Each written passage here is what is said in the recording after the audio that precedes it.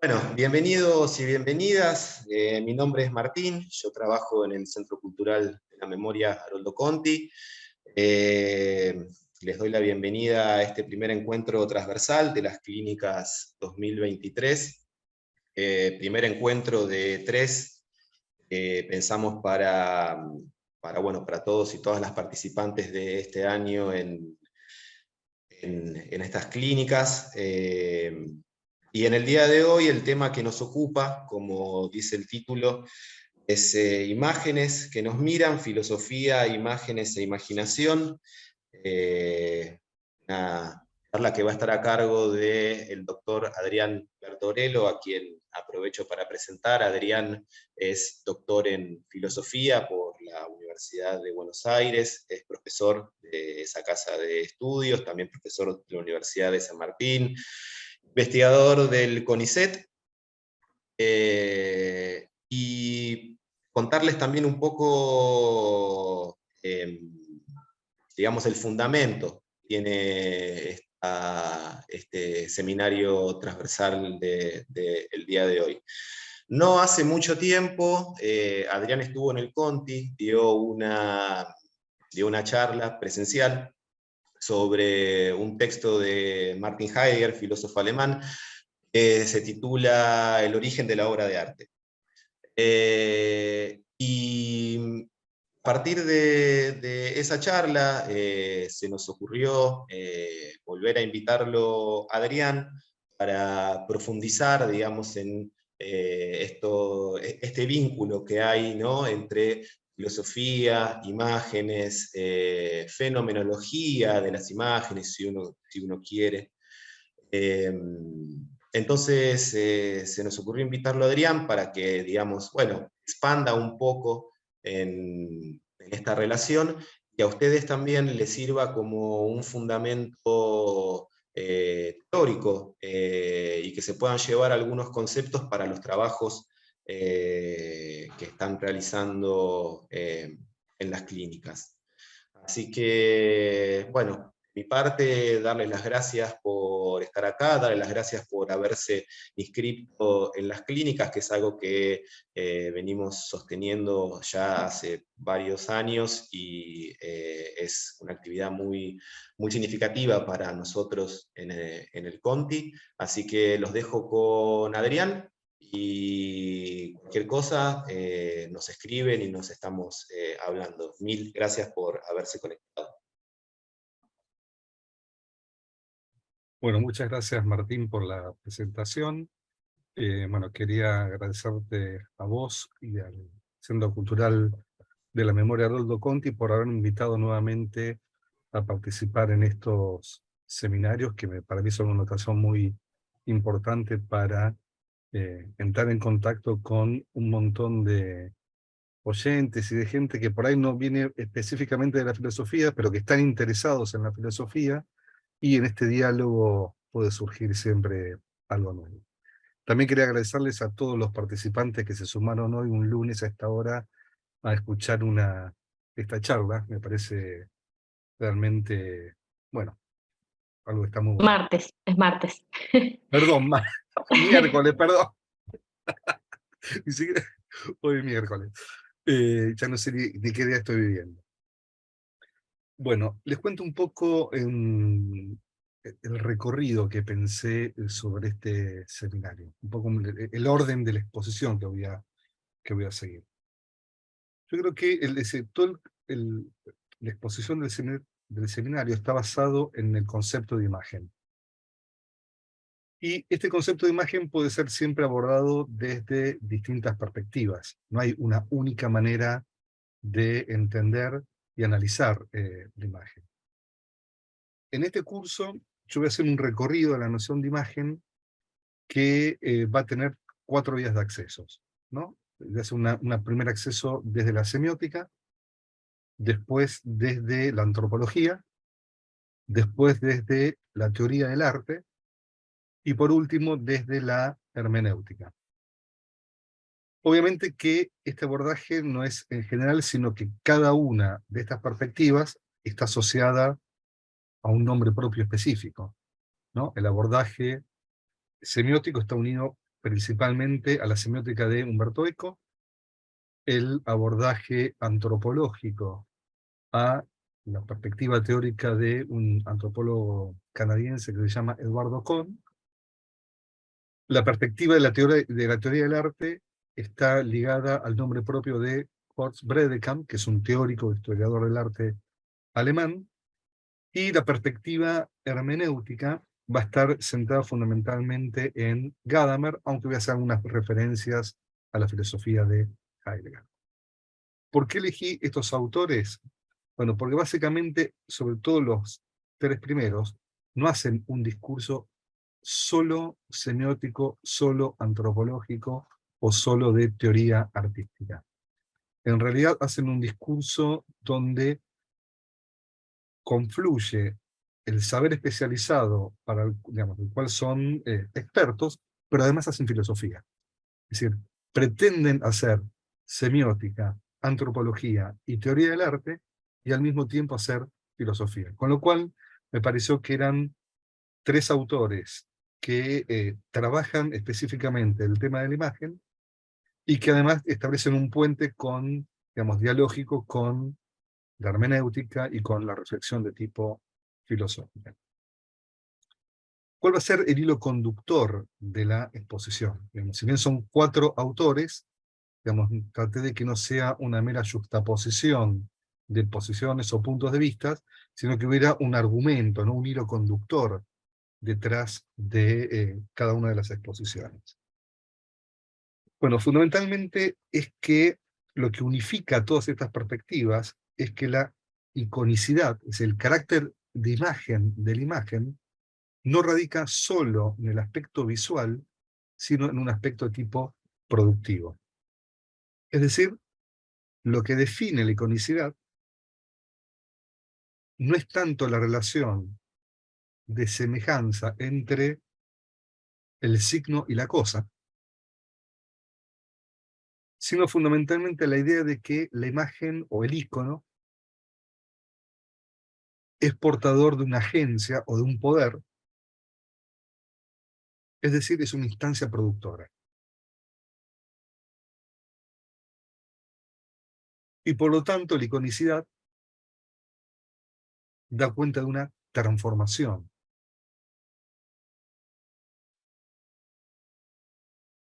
Y este me parece, digamos, este estatuto híbrido del ícono, es decir, que tiene una parte visual y una parte mucho más fundamental productora, me parece que es lo que recorre a cada uno de estos autores. Yo voy a comenzar primero con, quizás me parece que es la parte más compleja, que es la parte de la semiótica de Umberto Eco. Después voy a pasar a la antropología de Eduardo Kohn, después a la teoría del arte de Bredekamp, y por último me voy a centrar en la hermenéutica de Gadamer y con algunas referencias a Heidegger. Entonces comienzo con Umberto Eco.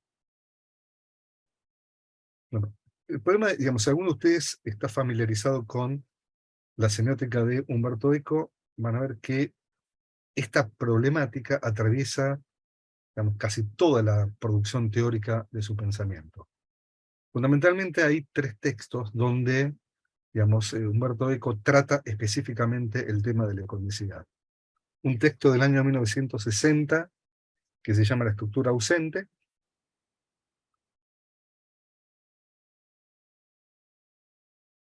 Otro texto del año 1976, estas son las fechas de publicación en italiano, ¿no? Que es el Tratado de Semiótica General, donde revisa nuevamente su lectura y crítica de la iconicidad de la estructura ausente. Y por último, en el año 1997, lo que a mí me parece que es el último gran texto teórico de Umberto Eco, que se llama Kant y el ornitorrinco, vuelve nuevamente sobre la iconicidad y produce una transformación, por lo menos una pequeña modificación dentro de su teoría.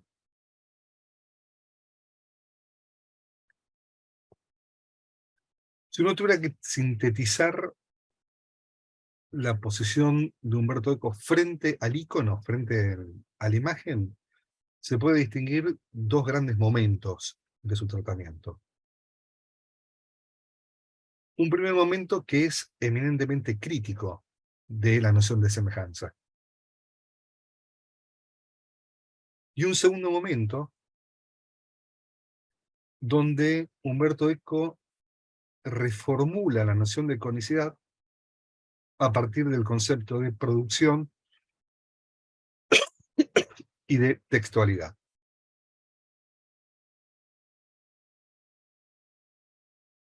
Bien, vamos a la parte crítica de la noción de semejanza.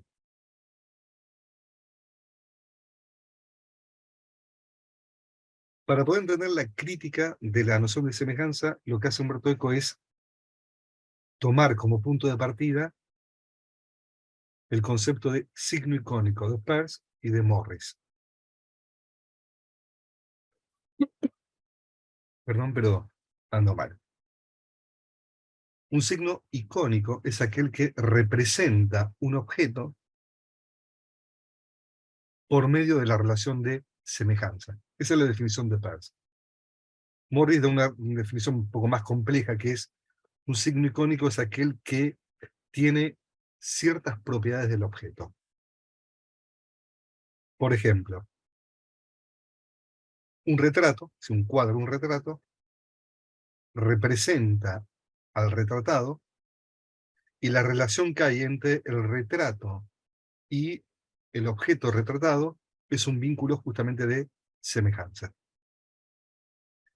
También se puede poner otro ejemplo que es más radical todavía, que es la teoría de la imagen de un teórico francés que se llama Jean-Marie Schaeffer, que lo escribió en un libro que se llama La imagen precaria, que él dice que, por ejemplo, una imagen, una foto, la foto mía, por ejemplo, que yo tengo de mi carnet de conducir, o la foto que tengo de mi documento de identidad, establece mi identidad porque la luz realizó una impresión fotónica sobre un material sensible. Entonces, la relación que hay entre la foto mía y yo, o entre la foto de ustedes y ustedes mismos, es una relación de tipo causal. Dice, cuando le sacaron la foto, dice, la luz dejó una huella indeleble en un material sensible, y ese material sensible queda grabado y fija la referencia respecto de la realidad misma. Con lo cual, fíjense que esta segunda teoría es mucho más radicalizada que la teoría de Peirce y de Morris, porque Peirce dice, solamente hay semejanza, Morris dice, tiene ciertas propiedades de, pero esta teoría tiene una tesis fuerte desde el punto de vista ontológico, donde dice que la imagen queda, digamos, referida a la realidad por un nexo de tipo causal producto de la luz. Bien. ¿Cuál es el problema que plantea esta descripción del signo icónico? Comentario al pie de página. Cualquier duda, pregunta, queja, comentario, o si se pierden en la argumentación, obviamente me pueden interrumpir y me preguntan, ¿sí? Bueno, el problema que plantea el signo icónico, o el problema de la imagen, es el de la existencia de signos que están motivados, que son semejantes a, que son análogos a, o que están vinculados naturalmente a su objeto. Si el problema es justamente ese vínculo que hay entre semejanza, analogía y realidad.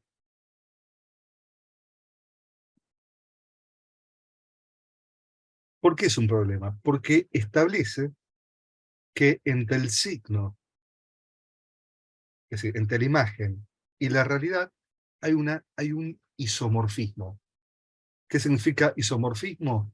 Que la imagen tiene la misma forma, en términos ontológicos, que la realidad misma. Bueno, esta es la teoría clásica del signo icónico. Con lo cual, fíjense que un signo icónico se distingue de un signo, por ejemplo, de un símbolo lingüístico, porque el signo lingüístico es convencional. que se presupone la cultura. La relación que hay entre el significante en español perro, el significado perro y el referente perro es una mera convención. En cambio, en un signo icónico no hay, aparentemente no hay convención, sino que la propia naturaleza misma de la imagen remite de manera, no digo unívoca, pero cuasi isomórfica a la realidad. ¿Cuál es la posición de Humberto Eco frente a esta teoría del signo? Bueno, lo que hace Humberto Eco es rechazar de plano la noción de semejanza, ¿no? Es decir, el vínculo que hay entre la imagen y la realidad aparentemente, digamos, es un vínculo de tipo natural, pero en realidad si uno examina, digamos, a fondo, digamos, cada una de las imágenes, va a descubrir que hay una convención, una codificación cultural. Les comparto un texto de Humberto Eco.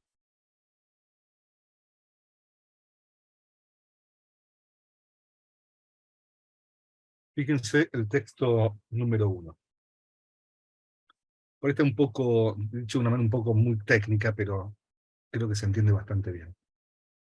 Todos estos textos están sacados del Tratado de Semiótica General. Dice así: representar icónicamente el objeto significa transcribir mediante artificios gráficos o de otra clase las propiedades culturales que se le atribuyen. Una cultura, al definir sus objetos, recurre a algunos códigos de reconocimiento que identifican rasgos pertinentes y caracterizados del contenido. Por tanto, un código de representación icónica establece qué artificios gráficos corresponden a los rasgos de contenido o a los rasgos pertinentes establecidos por los códigos de reconocimiento. Un texto complejo, pero que, digamos, su sentido es el siguiente: cuando uno percibe un objeto, esa percepción es una percepción que está tamizada por una interpretación. Y esa interpretación es la que está codificada culturalmente. Entonces, cuando uno percibe digamos, un cuadro que es un retrato que se asemeja al retratado, digamos, los códigos de la pintura que retrataron a esa persona son códigos culturales. Voy a poner un ejemplo más, que me parece que es más filoso, que es el ejemplo de Jean-Marie Schaeffer, ¿no? Cuando Jean-Marie Schaeffer dice: si yo tengo la foto mía de mi carnet de conducir, ¿no? Y dice: esa foto que está en mi carnet de conducir remite a mí, Adrián, por la impresión fotónica que dejó, digamos, en el momento que me sacaron la foto. Es decir, yo estoy impreso en la foto. ¿Uno qué le debería decir? Que en realidad la identidad mía no le establece la impresión fotónica, sino que la identidad mía le establece no sé, el gobierno de la ciudad, la institución política, la institución, digamos, social, que es la que garantiza la referencia. Con lo cual, digamos, el signo icónico, para Humberto Eco, siempre implica algún tipo de codificación. Y esto lo lleva a la próxima pregunta, que sería la siguiente: bueno, digamos, ¿qué es un código icónico? ¿Cómo entender el código icónico? Se lo puede entender, por ejemplo, en comparación con los códigos lingüísticos. Es el icono, es decir, son las imágenes. Cuando piensen en imágenes, piensen en la pintura, en el cine, e incluso en los dibujos, en toda su variedad de tipo fenoménica. ¿Es comparable el código icónico al código lingüístico? ¿Y esto qué significa? ¿Se puede descomponer una imagen en sus unidades mínimas de análisis, del mismo modo que una palabra se descompone en fonemas o en frases? Es decir, existe algo así como fonemas y frases icónicas que después se combinan y de alguna forma se arman estructuras de tipo complejas? Bueno, todo intento de codificación de las imágenes a partir de su comparación con la lengua fracasaron. Entonces, la tesis de Umberto Eco es que, a diferencia de la lengua y a diferencia, por ejemplo, del código Morse, lo que se llama código icónico en realidad es un código débil. ¿Y qué significa que es un código débil? Que cuando nos enfrentamos a las imágenes, no nos enfrentamos a imágenes aisladas, sino a bloques o conglomerados de imágenes. Es decir, nos enfrentamos siempre en un cuadro, en una película o en un dibujo a un texto icónico. Y acá aparece, digamos, una tesis positiva de la posición de Umberto Eco. Es decir, los iconos no son signos, sino que son conglomerados de signos, o son textos o redes de signos. Fíjense el texto número 2, que dice así: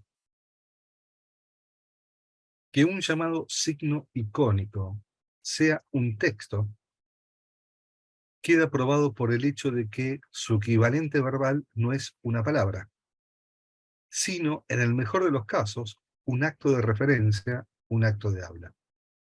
No existe nunca un dibujo de un caballo que corresponda al término caballo.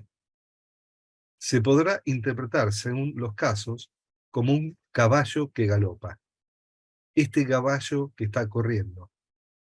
Fuera de contextos, las unidades icónicas no tienen estatuto y por lo tanto no pertenecen a un código. Fuera de contexto, los signos icónicos no son signos verdaderos y sin embargo significan. Así pues, hay razones para pensar que un texto icónico, más que algo que depende de un código, es algo que instituye un código. Y acá aparece la tesis fuerte de Umberto Eco. ¿Qué es la iconicidad?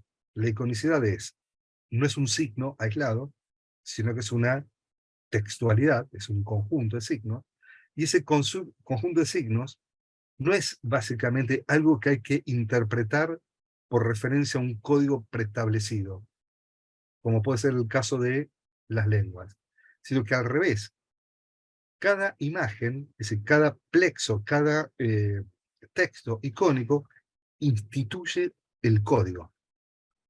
Eso significa código débil. Y como cada imagen instituye un código, por eso es tan difícil interpretar las imágenes, digamos, y por eso, digamos, genera interpretaciones ambiguas, variopintas, de distinto calibre.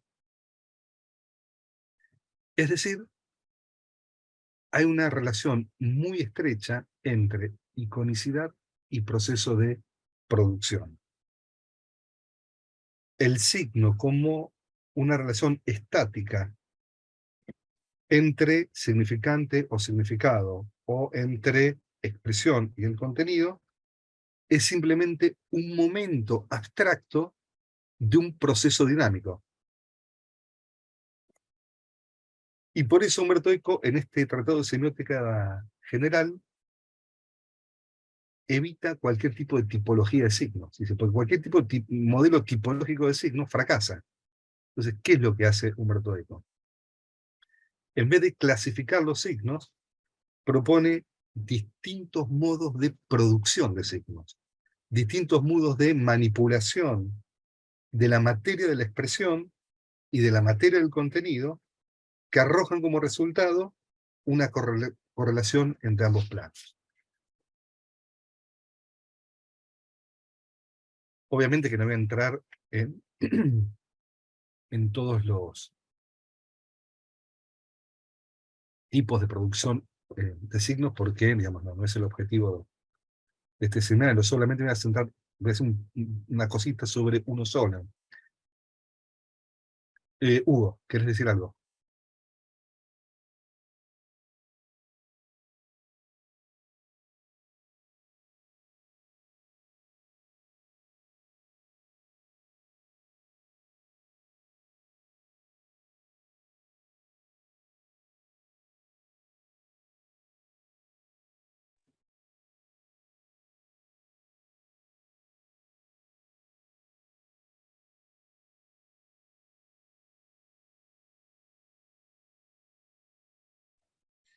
Dice que no puedo usar el audio. Ah, ok. ¿Y escribir tu pregunta en el chat o...?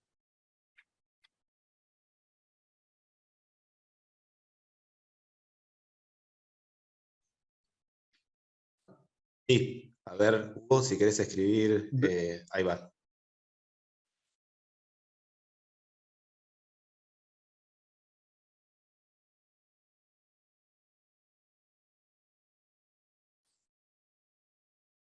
Hugo dice, esto que comentás, Adrián, me hace pensar a cuando se hace el cambio de Malvinas, dice Hugo, a hablar de la cuestión de Malvinas.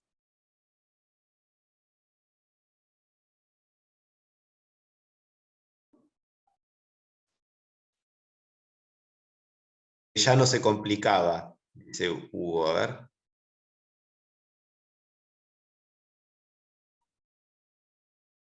No, perdón, que ya no solo implicaba recuperar las islas, sino todo lo otro.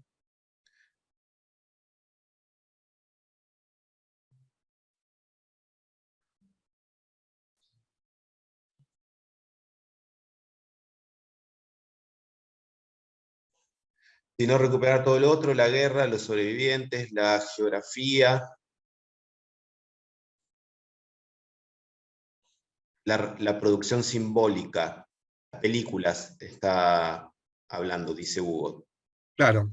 las obras teatrales, Eh, etc. sí, sí, me parece, digamos, que digamos, el componente de Malvinas tiene un componente icónico muy evidente, ¿no?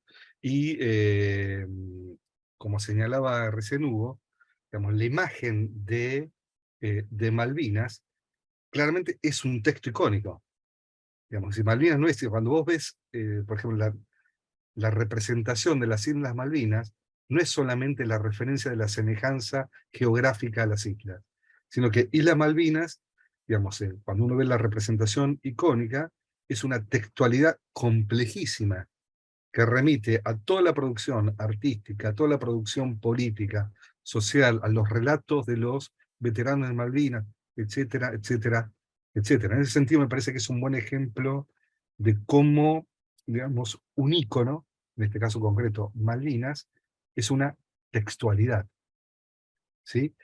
Y también es un buen ejemplo de cómo se instituye un código, digamos, que no puede remitir a algo previamente dado, ¿no? Y por eso genera tantas interpretaciones el icono de Malvinas, ¿sí?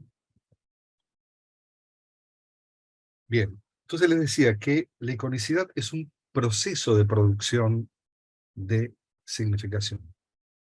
Humberto Eco habla de varios, yo voy a decir un par de cositas sobre uno solo. ¿Cuál es a qué tipo de proceso de producción corresponde la iconicidad? Bueno, él lo ubica dentro del lado de lo que llama la invención. Este trabajo productivo articula una relación entre la expresión y el contenido que no está prevista en modelos y tipos anteriores. Por eso los iconos son innovadores, ¿no? La iconicidad expresa justamente este trabajo creativo de un nuevo código. Obviamente que esto es mucho más evidente en los textos icónicos artísticos que en otro tipo de texto icónico. Es decir, que, por ejemplo, en la foto de mi carnet de conducir, lo que tiene un bajo nivel de eh, invención. Pero, digamos, cuando uno compara eso con, por ejemplo, una película o una fotografía eh, artística, digamos, claramente ahí lo que se ve es que el código icónico lo que hace, perdón, el icono lo que hace es instituir códigos de interpretación. Bien, digo lo último sobre Humberto Eco, así pasamos a nuestro próximo autor. Bueno, esta teoría que, digamos, si uno tuviera que resumir en pocas palabras la posición de Humberto Eco respecto de la imagen, lo que diría lo siguiente es, las imágenes son textos icónicos, no signos aislados. En segundo lugar, cualquier relación de semejanza, que la hay y que la existe en los íconos, es una relación convencional, es decir, cultural y no natural. Y en tercer lugar, el tercer punto que me parece importante de Umberto Eco es que el código icónico es un código débil. ¿Y por qué es un código débil? Porque es un código que no puede ser pensado con reglas anteriores al mismo, sino que instituye un código. Es decir, es fundador de un código. Esta tesis, estas 3 o 4 aspectos de la semiótica de Umberto Eco, después lo revisó en este último libro que se llama Kant y el ornitorrinco, que lo escribe Umberto Eco en un momento filosófico donde el realismo tenía cada vez más presencia, y lo que dice es que, bueno, hay una iconicidad cuasi natural en un momento muy básico de la experiencia, que es en la relación que hay eh, entre ¿cómo se llama? En la relación que hay entre el estímulo y la respuesta. Pero ese es el único caso específico donde habría una especie de tipo de semejanza natural. Bien, pasamos a nuestro próximo autor, que se llama Eduardo Kohn, y que desarrolla esta teoría en el marco de una antropología, en un libro que publicó en el año 2013, que se llama ¿Cómo piensan los bosques? Una antropología más allá del humano.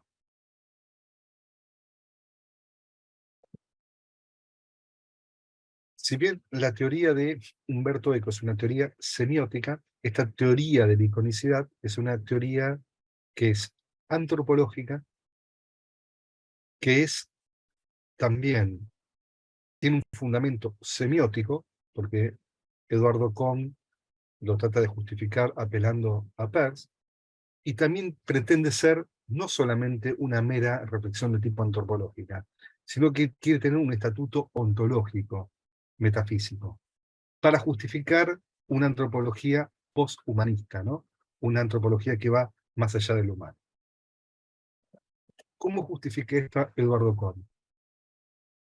Bueno, como punto de partida toma su trabajo de campo con los habitantes del pueblo runa en la ciudad de Ávila, en Ecuador, ¿no? Y la vida cotidiana compartida con los runa es el comienzo de una reflexión filosófica donde pretende elaborar un discurso que lleve al plano conceptual la experiencia de los runas.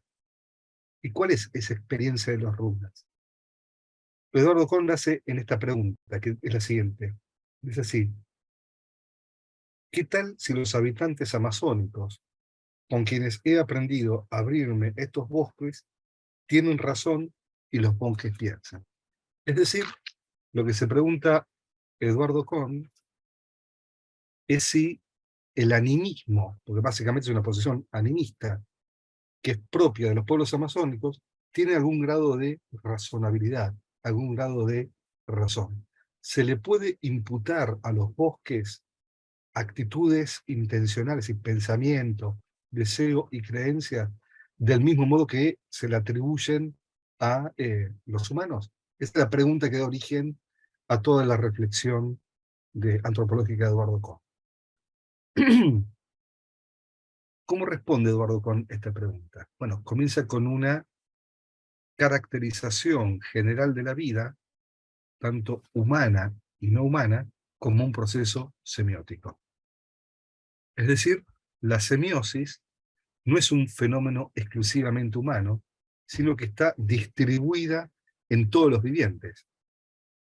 Sin embargo, no todas las formas de vida poseen el mismo mecanismo de producción de sentido.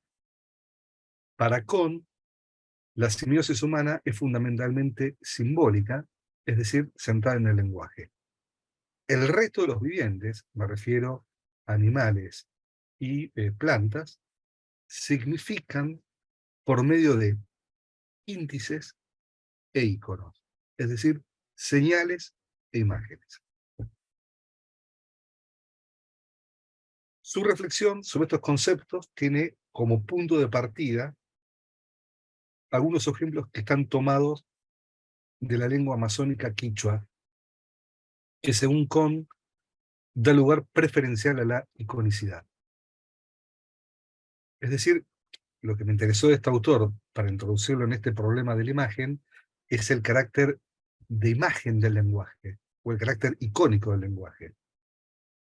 Entonces yo voy a tratar tratar de centrarme en dos aspectos de su pensamiento. En primer lugar, lo que sería cómo entiende la noción de semiosis y representación, y después cómo entiende los distintos tipos de referencia, que está por ahí en la parte un poco más compleja.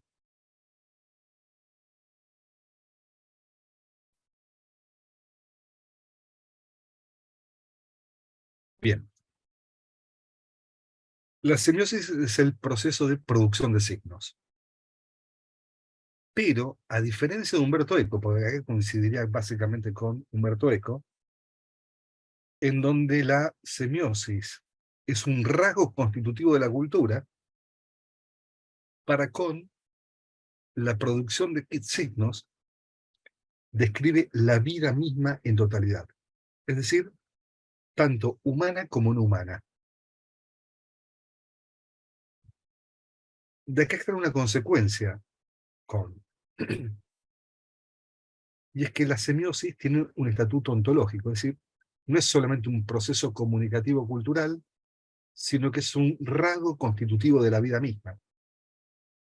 Las únicas instancias alosemióticas, es decir, que no producen signos, serían los seres inanimados.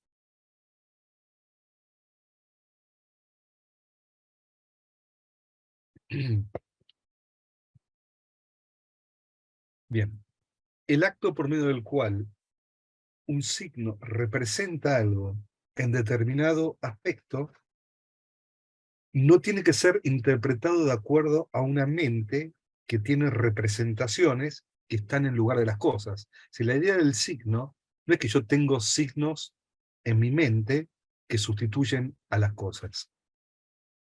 El concepto de representación, que es un concepto básico de la semiótica de Peirce, digamos, si ustedes leen cómo define Peirce el signo es algo que representa otra cosa desde un cierto aspecto. Bueno, representar es un elemento constitutivo de la definición del signo de Peirce. Bueno, la representación para Kohn no alude a la función de sustitución que tienen los contenidos mentales, sino más bien la idea rectora es que representar es hacer presente algo. Esa es la idea de representación. El signo hace presente algo ausente. Es decir,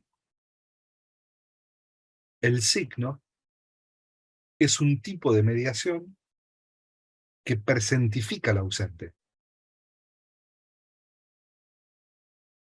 Ahora, ¿cómo lo justifica esto Kohn? Bueno, lo justifica mediante un análisis muy detallado, muy detallado. Los análisis voy a poner un ejemplo, pero la verdad que hay muchísimo, de una palabra en quichua, que es la palabra supu, que es una onomatopeya. Es decir, es una palabra que reproduce un sonido. Este término, según Kohn, reproduce el sonido que algo o alguien hace cuando se zambulle en el agua.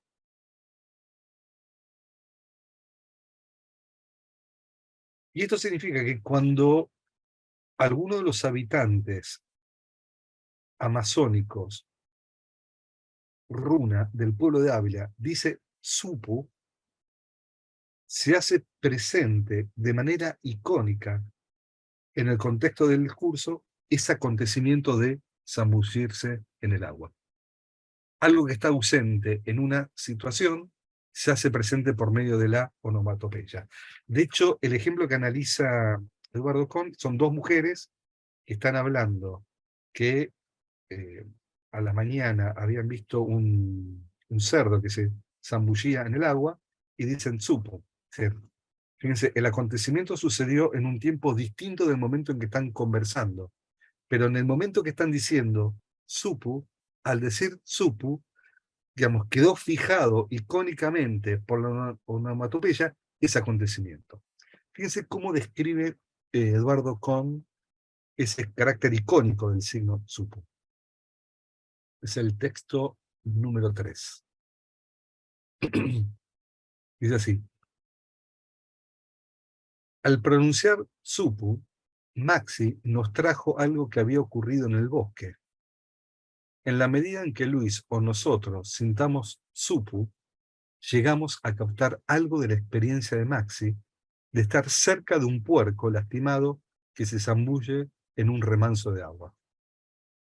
Y podemos llegar a sentir esto aún si no estuviéramos en el bosque ese día. Todos los signos, y no solamente Tsupu, son de una u otra manera sobre el mundo en este sentido. Ellos representan, tratan algo que no está inmediatamente presente. ¿Sí? Entonces, de este texto yo resaltaría esto. Lo pongo acá. Esto. Sintamos. Y acá vuelvo a repetir, ¿no? Podemos llegar a sentir. Esto es muy importante. ¿Por qué? Porque la experiencia icónica de la onomatopeya es la que nosotros nos permite percibir, es decir, sentir en el contexto del discurso un acontecimiento que no está ocurriendo en ese momento, pero que dejó sus huellas en el lenguaje mismo. ¿Sí? ¿Por qué, digamos, quiero sentarme en esto? Porque este es el fundamento de la teoría de la referencia.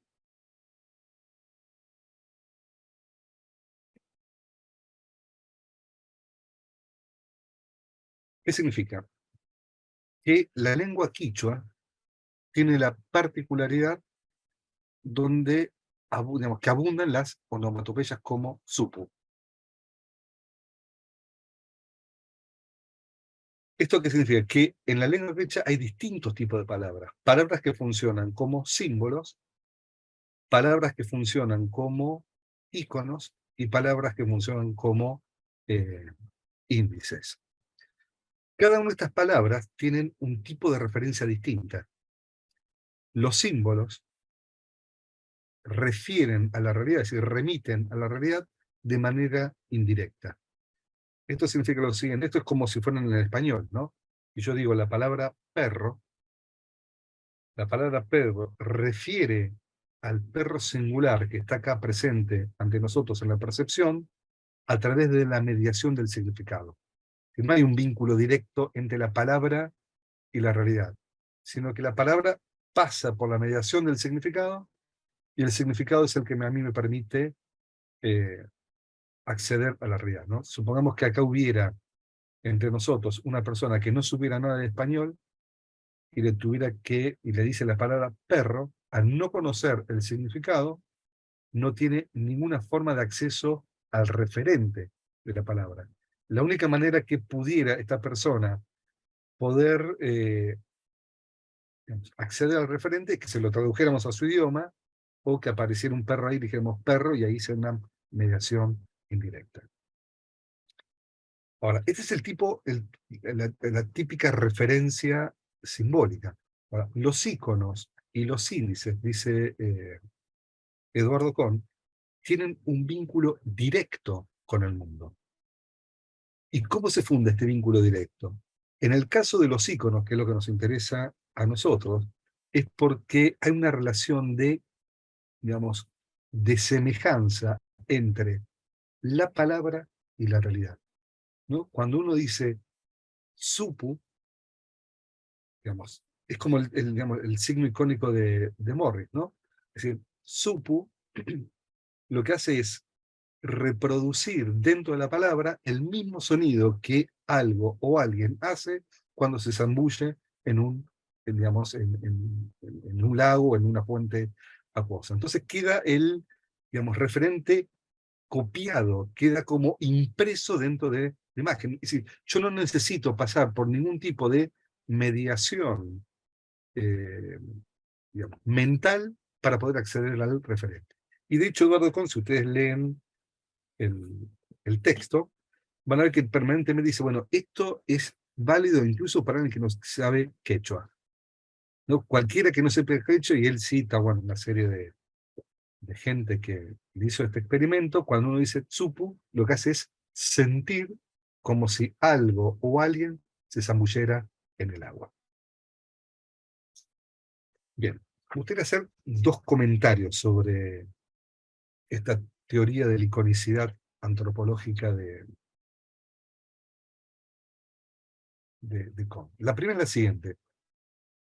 ¿Cuál es la estrategia discursiva? Es decir, ¿por qué Kohn digamos, hace tanto énfasis en el carácter icónico de las palabras del quechua? Bueno, porque digamos, si uno analiza el lenguaje humano, y el lenguaje humano está compuesto de índices y de íconos, no solamente de símbolos, los índices y los símbolos lo que hacen es abrir al hombre a aquellas realidades que no son el mismo.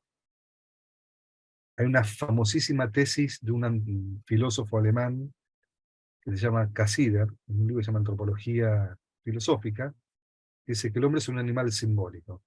¿Qué significa que es un animal simbólico?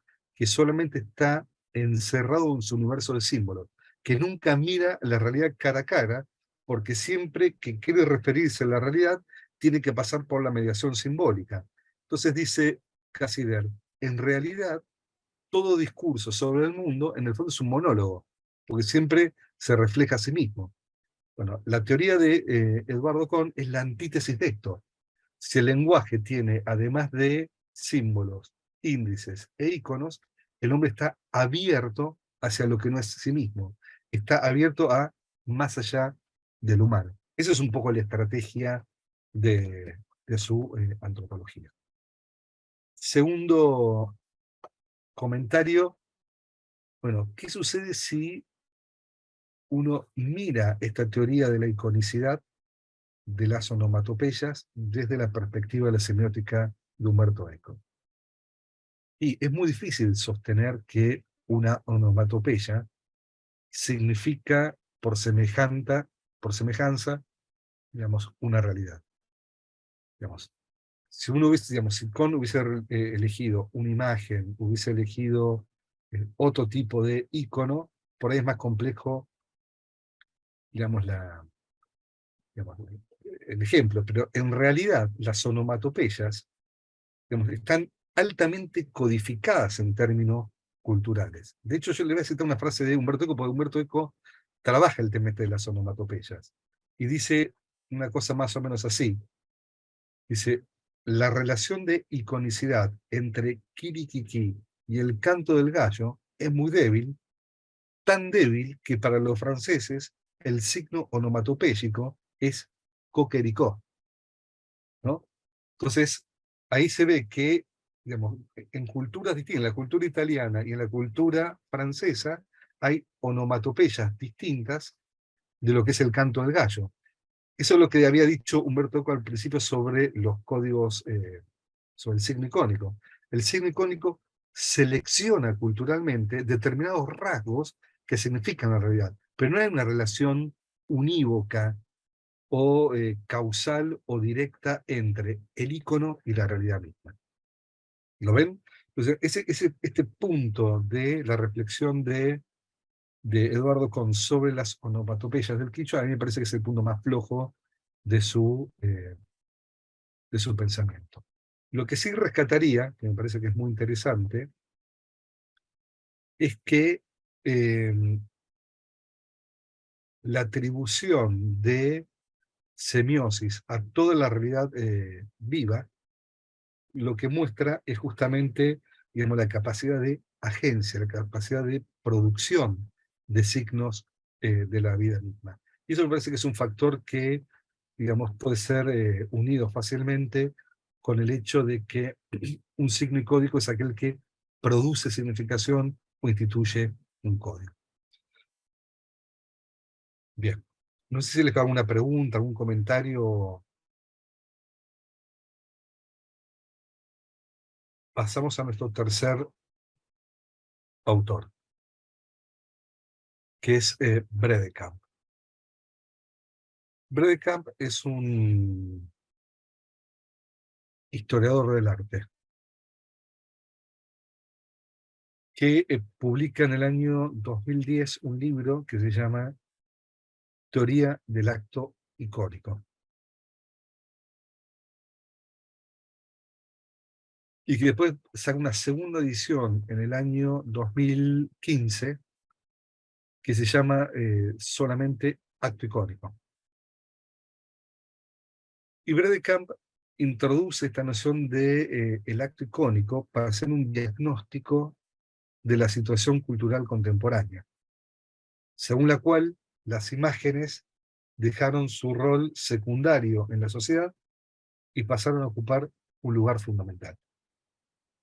Los medios de comunicación masiva, la política, la guerra, la ciencia, el derecho, la medicina, experimentaron en las últimas décadas una transformación gracias al poder de las imágenes. Es más, no se puede comprender el mundo contemporáneo sin tener en cuenta las imágenes. Este texto que fue escrito, fíjense, en el año 2010 y después en 2015, esta somera descripción que hace acá, si ustedes la colocan hoy con la discusión que hay con inteligencia artificial, cobra cada vez más actualidad, porque hoy la inteligencia artificial es capaz de producir imágenes que no estaban previstas anteriormente. Hoy estaba viendo que Tarantino se estaba quejando, o mejor dicho, los guionistas, creo que hubo una huelga de guionistas en Estados Unidos.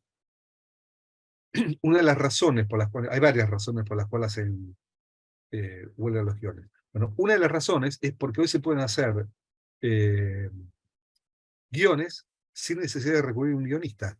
Se le dan instrucciones a un programa de inteligencia artificial y producen guiones. Producen imágenes, producen películas, etc.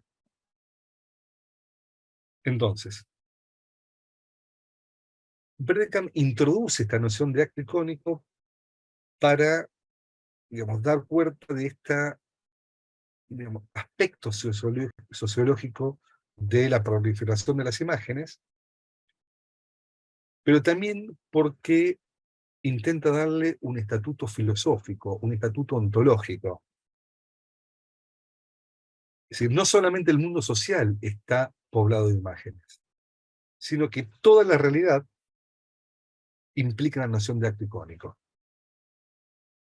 Los artefactos, las obras, los seres vivos y los inanimados son portadores del acto icónico.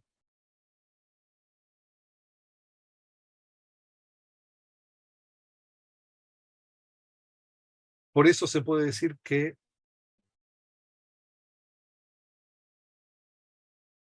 digamos, no hace solamente historia del arte, a pesar de que es un historiador del arte y que este libro está plagado de ejemplos tomados de la historia del arte.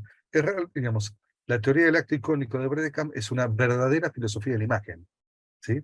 Que tiene esta pretensión universal y ontológica.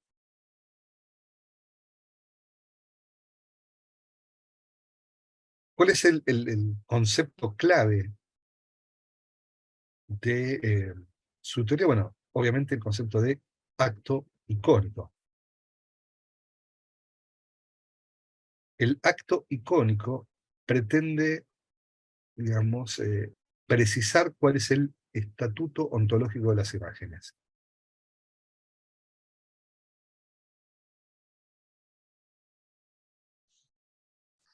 Adrián, no sé si querés Sí, precisar por ahí el concepto de ontología o estatuto por ahí ontológico, digamos, ¿no?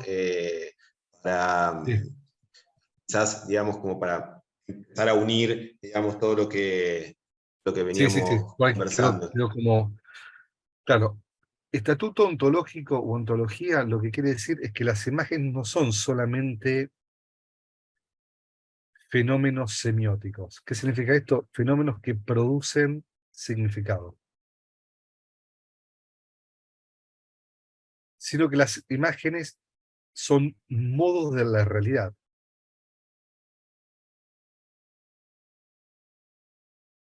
La imagen, digamos, el tipo de producción, de sentido, de la imagen no es algo que se reduce solo a la esfera de la cultura humana, sino que toda la realidad está atravesada por la imagen. Ahí la palabra ontológico quiere decir la condición de realidad de la imagen.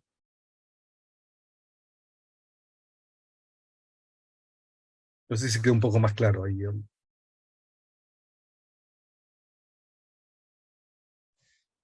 Claro, instituyen mundo, digamos, no instituyen sentido. Claro, instituyen mundo, abren sentido, y lo que diferenciaría una perspectiva semiótica, una perspectiva ontológica, es que la perspectiva semiótica sería una perspectiva puramente cultural, y la perspectiva de tipo ontológica pretende, digamos, atribuir la condición de sentido de la imagen a toda la realidad. Toda la realidad tiene una estructura eh, icónica. Eso nunca lo diría, por ejemplo, una semiótica tan, así tipo, tan controlada como la de Humberto Eco, ¿no? Porque eso sería rebasar los límites de la disciplina semiótica. Digamos, esta pretensión de universalidad que tiene tanto Kohn como Bredekamp es lo que se llama estatuto ontológico de la imagen.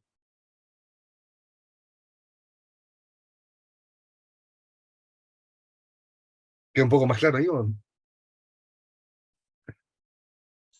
Sí, gracias.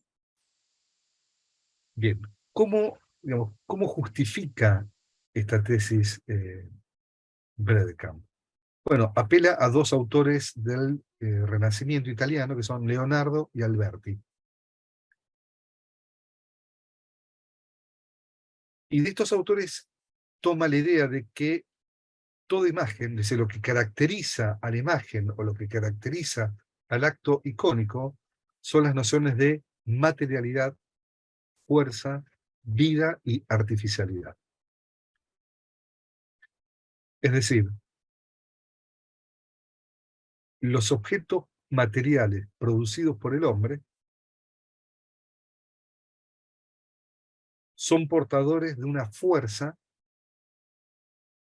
que, según Leonardo, los capacita para dar órdenes y hablar. Y si los artefactos pueden dar órdenes y pueden hablar, entonces se comportan como si fueran seres vivos. Ahora, ¿cuál es la tesis específica de la teoría del acto icónico? Que la fuerza de los artefactos no es una mera proyección por parte del espectador, sino de su propia latencia como artefacto. Es decir, el espectador no puede controlar lo que las imágenes hacen.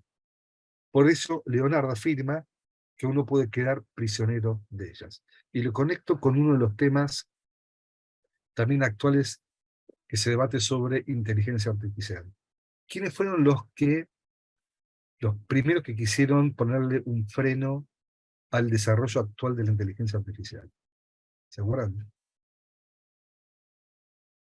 Los propios desarrolladores de la inteligencia artificial. ¿Y cuál era el argumento que daban? Que no tenían control de qué es lo que sucede en, digamos, en los programas. Digamos, que los programas son capaces de digamos, de aprender por sí mismos, de producir imagen, y no saben muy bien cuál es el mecanismo por el cual producen eso. Entonces, al no tener un control, digamos, absoluto del mecanismo o del algoritmo que le permiten producir imágenes, textos, etcétera, eso tiene consecuencias, eh, digamos, imprevisibles. Fíjense que uno, conociendo muy bien hoy los algoritmos de inteligencia artificial, puede redactar artículos para el diario, puede redactar, qué sé yo, monografías para la facultad, y se puede hacer un montón de cosas. Entonces, esta idea de que el espectador, digamos, no es el que proyecta esta fuerza o esta agencia en la imagen, es, digamos, la idea de que la imagen habla por sí misma, o, digamos, los artefactos hablan por sí mismo.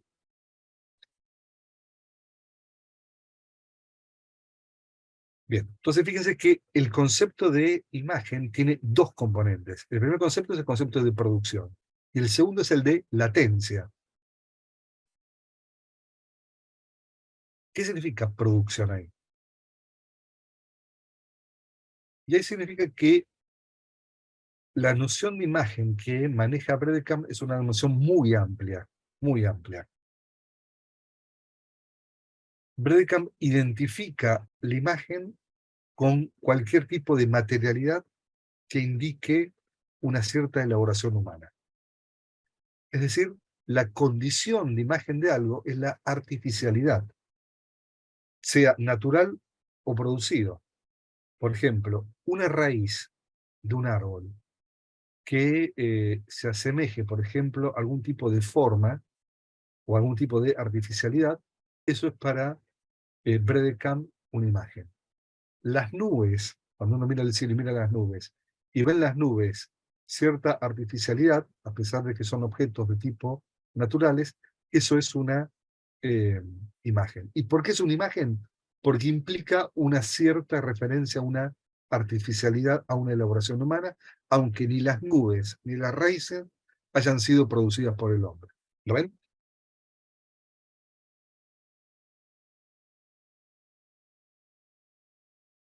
Bien.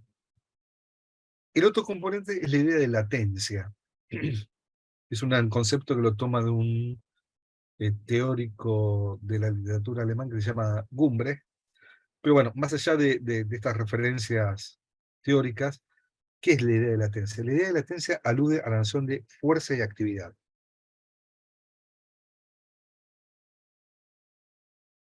Y acá Bredekamp introduce la noción de latencia a partir de una reflexión de un dicho de Leonardo. Dice, en un papel que estaba sobre una obra cubierta y dirigido a un potencial observador, Leonardo escribió lo siguiente, y le cito lo que decía Leonardo, ¿no?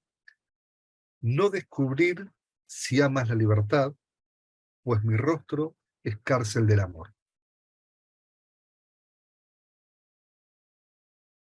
Es decir, la imagen es la siguiente, hay una obra que está cubierta por un lienzo o por algo, y Leonardo le puso sobre el lienzo esta carga, digamos, este mensaje.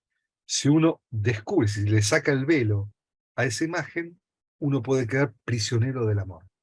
Sí, lo que hace a continuación Bredekamp es ofrecer varios ejemplos de obra de arte que llevan un velo o cubierta y cuya función es desactivar el poder que tiene esa imagen sobre el espectador. Quizás el ejemplo más, más llamativo es uno de los, digamos, es un caso que sucedió el 5 de febrero del año 2003 en Naciones Unidas, que había una exposición del Guernica de Picasso, y que en ese momento iba a hablar ante el Guernica de Picasso Colin Powell, que era el secretario de Estado, Colin Powell. Obviamente que iba a hablar sobre, digamos, sobre la guerra. Entonces, todos los delegados norteamericanos, cuando sabían, digamos, se dieron cuenta de que Colin Powell iba a hablar sobre la guerra bajo, digamos, el cuadro más antibélico que quizás haya en la historia, que es el Guernica, digamos, lo que hicieron fue contactarse con Naciones Unidas y obligar a Naciones Unidas que le ponga un velo, ¿no? Que lo tape. Entonces, Bredekamp analiza ese hecho. Dice, bueno, ese hecho es la confirmación de la tesis de Leonardo. ¿Por qué hay que tapar el Guernica? Hay que tapar el Guernica para que el Guernica no hable.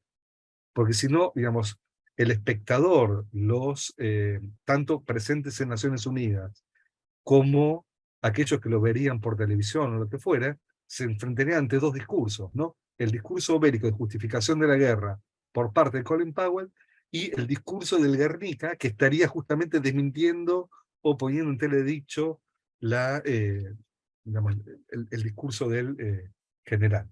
Entonces, bueno, acá hay, digamos, eso es la latencia.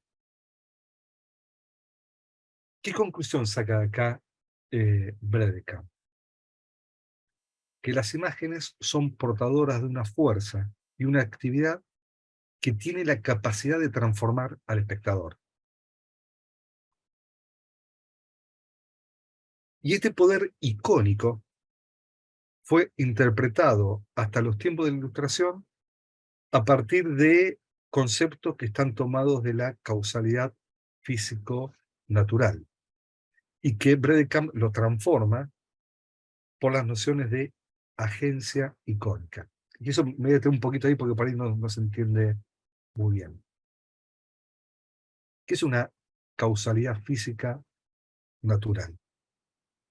Si yo llevo, por ejemplo, una dieta, que la llevo, ¿no? Obviamente, rica en grasas y en carbohidratos, mañana o pasado, cuando me hagan los análisis de sangre, ¿qué va a arrojar?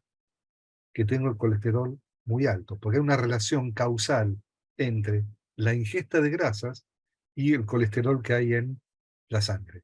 Y yo pongo, por ejemplo, para tomarme unos mates a la mañana, la pava en la cocina y prendo el fuego para calentarla, el fuego despliega una acción causal sobre la pava y la pava sobre el agua y se produce una transformación de la temperatura del agua, ¿no? Es decir, se calienta. Eso se llama acción causal. La acción causal es una acción de una cosa sobre otra y que produce un tipo de transformación física sobre otra. Ahora, ¿qué sucede? Las imágenes, las obras de artes y los artefactos son portadores de una agencia, pero nunca de una agencia de tipo natural o de una agencia física, del mismo modo que si yo como, qué sé yo, tipo me como mucha grasa, me aumenta el colesterol. Si yo, digamos, miro una imagen y la imagen esa me transforma a mí, digamos, esa transformación que produce en mí no tiene, digamos, mucho que ver con la acción de tipo causal. Entonces, ¿qué tipo de agencia es esta? Es cuando Bredekamp introduce dos estrategias para transformar esta causalidad de tipo física en una causalidad que la llama agencia y que yo le voy a llamar, así no la llama Bredekamp, pero la llamo yo de tal forma, una causalidad fenomenológica.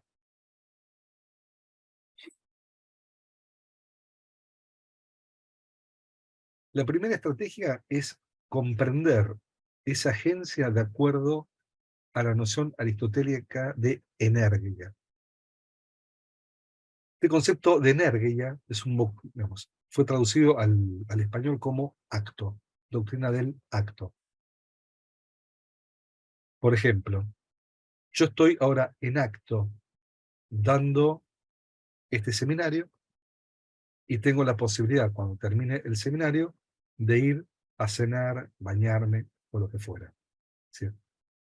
El acto es la realización de algo y la potencia es la posibilidad de realizar algo. Aristóteles elabora la noción de acto y de potencia en los libros de la física y después en las nociones de metafísica. Pero Bredekamp, en vez de tomar esos modelos, que son modelos causales naturales, utiliza, digamos, toma como punto de partida el modo como trata Aristóteles la energía, es decir, el acto, en el ámbito de la retórica y la poética. Fíjense el texto número 4.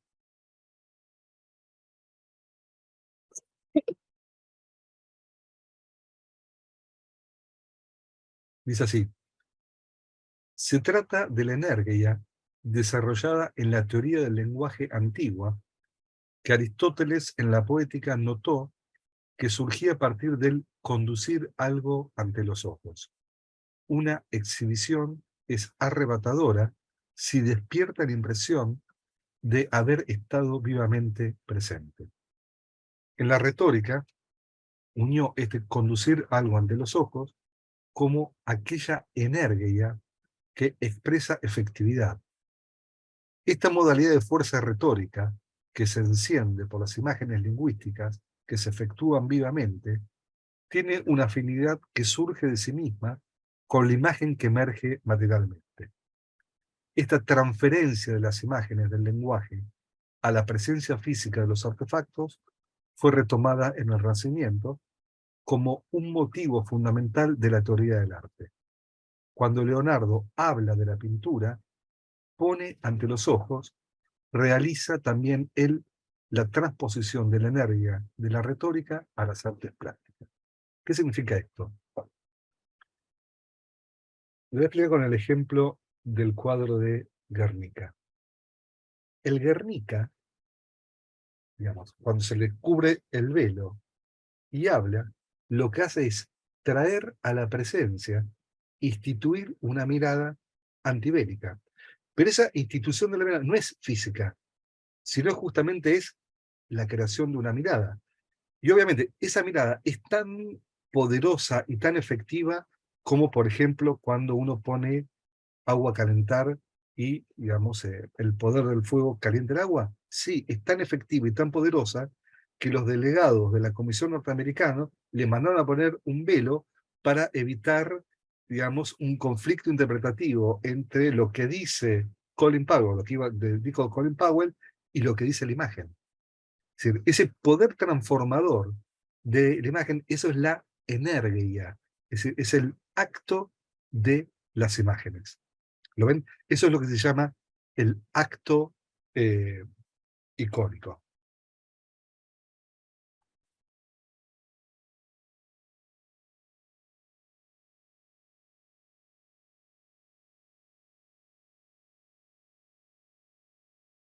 Fíjense, acá yo marqué un par de cositas desde el punto de vista lingüístico que me parece que son interesantes, que es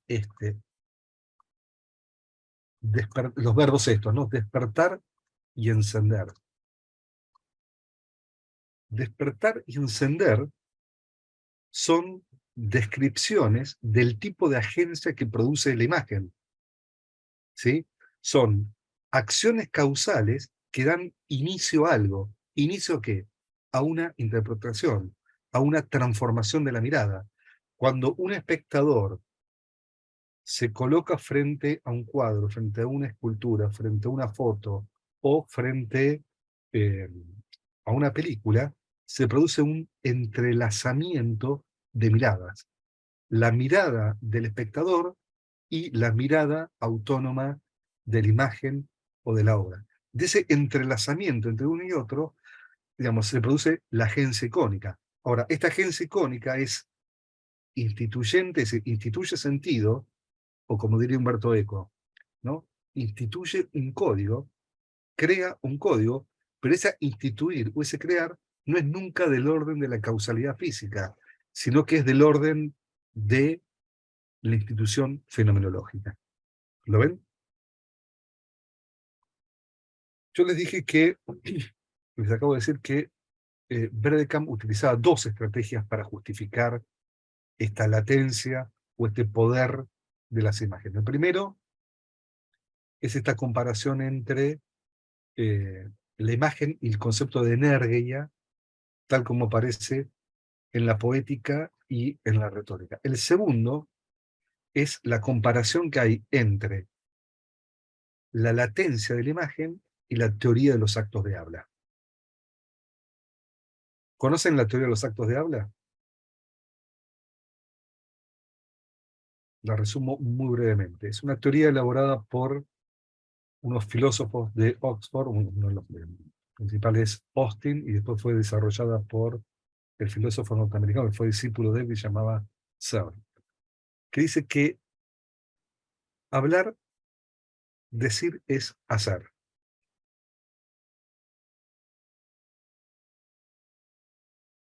Que cuando uno emite un enunciado, ese enunciado tiene un contenido, pero al mismo tiempo se está haciendo algo. Por ejemplo, se está dando una orden, se puede dar, perdón, una orden, se puede expresar un deseo, se puede dar una directiva, se puede hacer una pregunta, o simplemente se hace una mera afirmación o negación. Es decir, siempre el lenguaje tiene un tipo de performatividad. Esa es la palabra, digamos, que usaba Austin para designar que decir es hacer. Decir es instituir algo, digamos, realizar una acción. Entonces lo que hace Bredekamp es mostrar que hay una equivalencia entre el acto de habla y el acto icónico. Ahora, ¿cuál es esa equivalencia? La equivalencia no es que el acto de habla hace algo con el lenguaje y el acto icónico hace algo con las imágenes. Si la equivalencia no está en el medio, sino la equivalencia es que está del lado de, se lo digo más técnicamente, del lado de la enunciación. ¿Qué significa esto? Que el acto icónico se comporta como un locutor. Se comporta como si fuera alguien que habla. Por eso utiliza en alemán una expresión que es imágenes que hablan. Cuando dice esta expresión, imágenes que hablan, lo que está haciendo es imputándole a un ser artificial, producido por el hombre, o no, actitudes que son típicas de los hombres. Es decir, actitudes que son típicas porque es hablar, mirar y hacer. Dice, la diferencia es que, digamos, una imagen o una raíz o lo que fuera, digamos, no son humanos, pero se comportan como si fueran, digamos, humanos. Entonces, fíjense que al final de esta exposición hay una especie de tipo de coincidencia entre Eduardo Kohn y Bredekamp. Adrián, perdón, me estaban Sí, preguntando ahí si podés agrandar la pantalla partida. bien. ¿Cómo se hace esto? O tipo, si le podés dar zoom al Al texto. texto.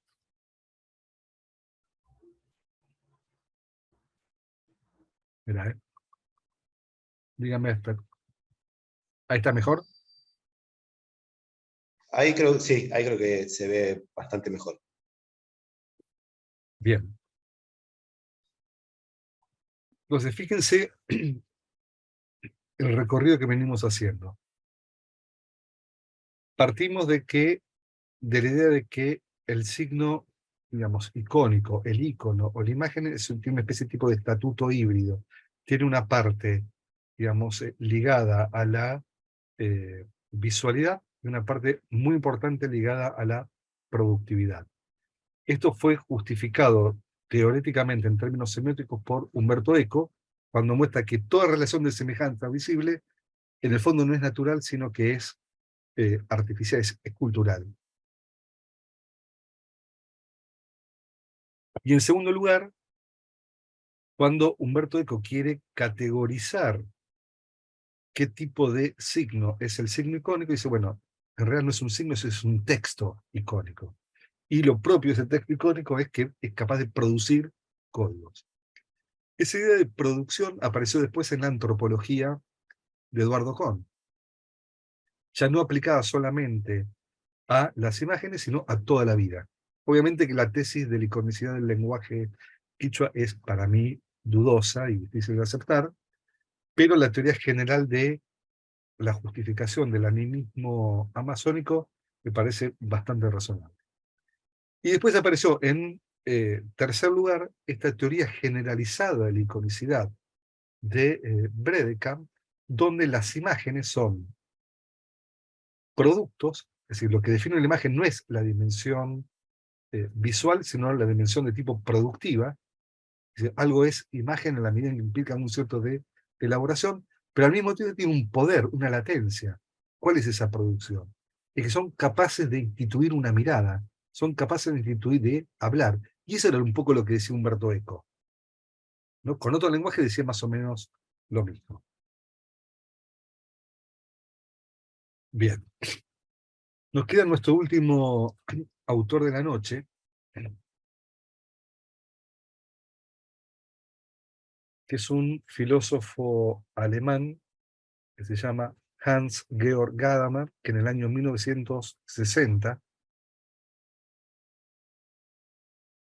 publicó un libro titulado Verdad y Método. un libro que tiene unas pretensiones muy, muy amplias, donde intenta justificar una filosofía hermenéutica, y eso significa una filosofía, un tipo de experiencia que está mediatizada por el lenguaje, ¿no? Básicamente, Gadamer hace una descripción del mundo contemporáneo como una situación en la cual el método científico se transformó en el criterio absoluto para cualificar todo tipo de experiencia, y la idea que tiene Gadamer es mostrar que en realidad la experiencia que surge del método científico no es más que una derivación de una experiencia mucho más básica que la experiencia de nuestro vínculo lingüístico con el mundo. Entonces, para justificar esta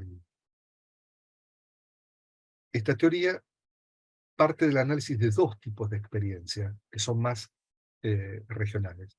La experiencia artística, la experiencia de la obra de arte, y la experiencia de la historicidad. Yo solamente voy a hacer una breve reflexión sobre el primer tipo de experiencia, porque está conectado con lo que estamos viendo. Esta reflexión hermenéutica sobre la obra de arte en Gadamer ocupa toda la primera parte de Verdad y Método.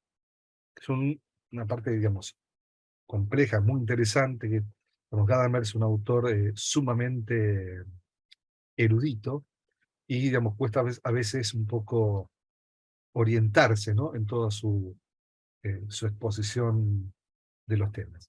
Pero si uno tuviera que decirlo en pocas palabras, ¿cuáles son los temas centrales de esta primera parte? Bueno, lo que hace Gadamer ahí son dos cosas. Primero, es una crítica a la teoría kantiana del arte. O sea, al modo como Kant explica la experiencia estética. ¿Qué es lo que le critica? Bueno, la tesis kantiana de que el arte es una mera experiencia subjetiva.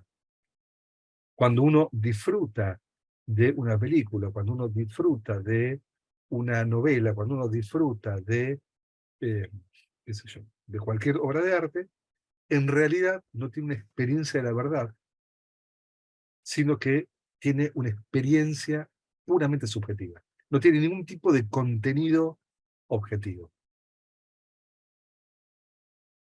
Y esto se debe a que Kant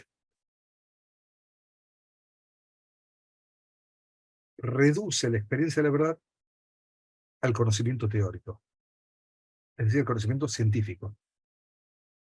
Entonces, el arte es importante, pero digamos, no sirve para tener una experiencia eh, digamos, verdadera de la realidad.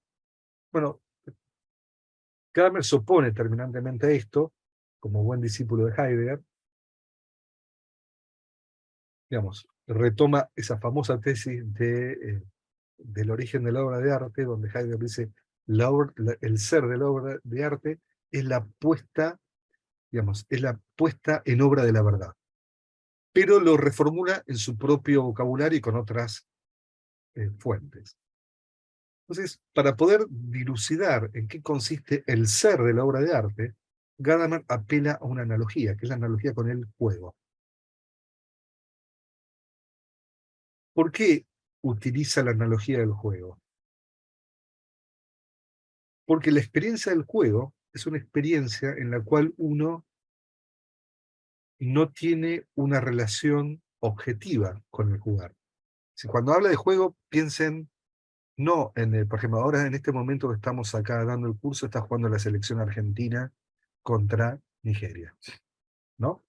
Si uno analiza el fútbol profesional, uno puede decir que el fútbol profesional es a ver, un juego. En parte sí y en parte no. ¿Qué es aquella parte no del fútbol profesional que no es un juego? Que está sometido a reglas del negocio del fútbol mundial. Dice, el negocio perdón, el fútbol es un gran negocio deportivo que produce, digamos, un montón de dinero, y que digamos, esa finalidad extrínseca al fútbol es lo que determina el juego del fútbol en el contexto de una competencia deportiva internacional. La experiencia del juego que tiene en cuenta Gadamer es la experiencia, por ejemplo, de jugar al fútbol con los amigos qué sé yo, el fin de semana en la canchita de futsal, en la plaza, o cuando yo era chico en la calle. ¿Sí? Bueno, esa experiencia digamos, del jugar es una experiencia que no es objetiva, así que, donde los jugadores participan de un acontecimiento que es que los supera como individuos. No es una relación de conocimiento, sino que es una relación de participación. Y en esa relación de participación, el juego tiene un fin que es inmanente al juego mismo.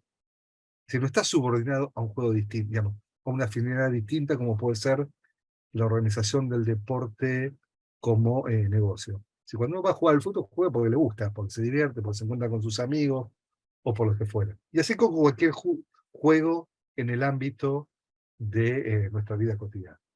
Eso es lo que dice Gadamer, es que la experiencia de la obra de arte es una experiencia de juego. Es la experiencia de un acontecimiento autosuficiente, que no tiene un fin exterior al mismo,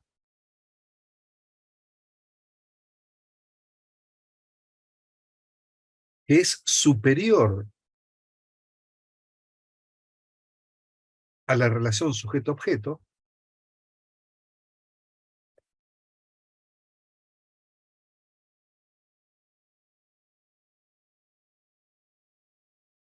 y que es una experiencia de la verdad.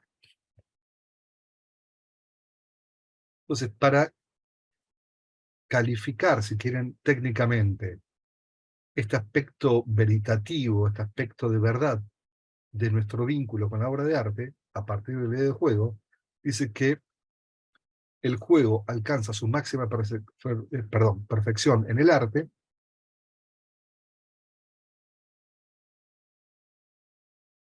y el arte es una transformación en una imagen. Ese es el término técnico que designa el ser de la obra de arte. En alemán utiliza la expresión Verwandlung ins Gebilde. ¿Por qué, digamos, acentúa este aspecto de la palabra alemana? Gebilde, que es el término que traduje por imagen, también puede significar construcción o estructura. ¿Sí? Y de hecho, si ustedes leen la traducción al español que hay en ediciones Sígueme, van a ver que traduce Gebilde por eh, construcción y no por imagen. Pero Gebilde también es imagen. Entonces, esa es la razón por la cual introduje a Gadamer en este momento. Ahora, ¿qué significa transformación en una construcción? Y acá les paso el próximo texto.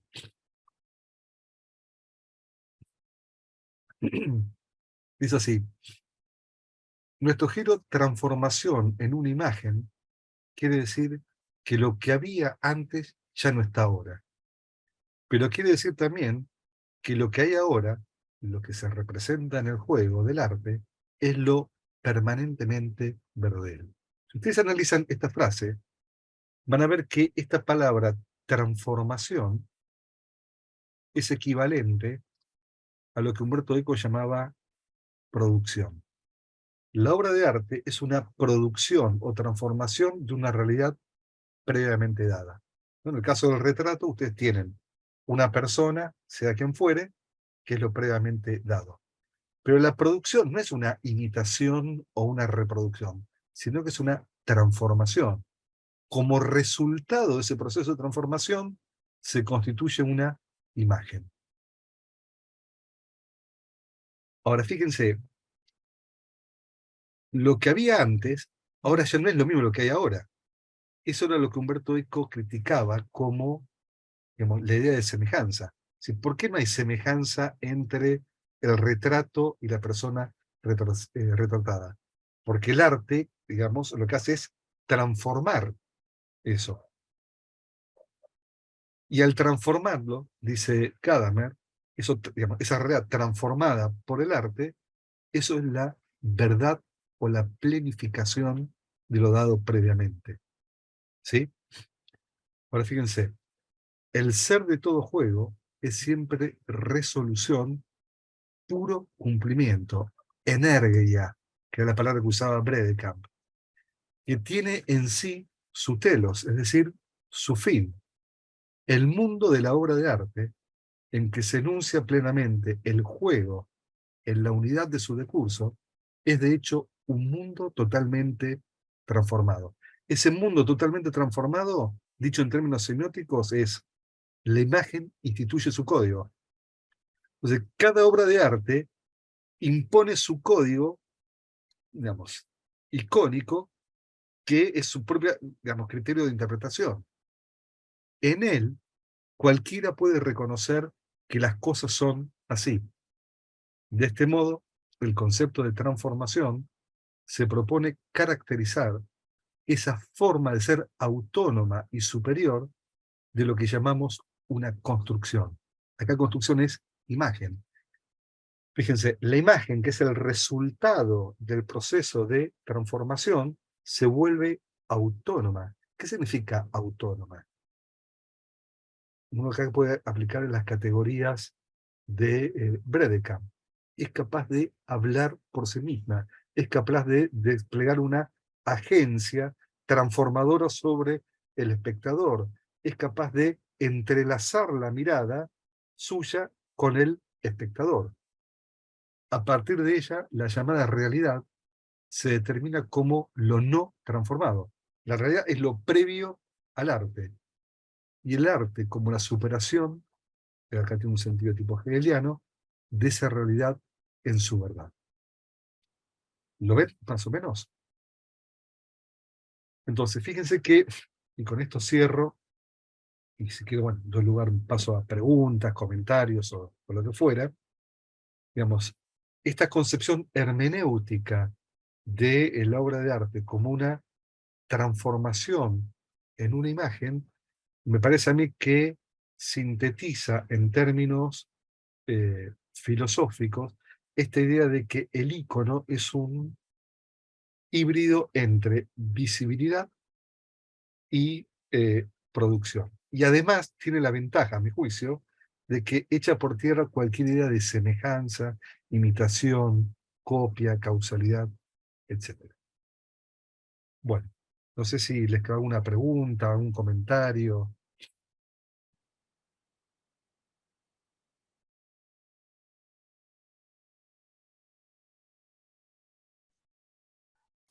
Adrián, te iba a preguntar, este último texto de Gadamer, ¿cómo se llama? Verdad y método. Ah, verdad,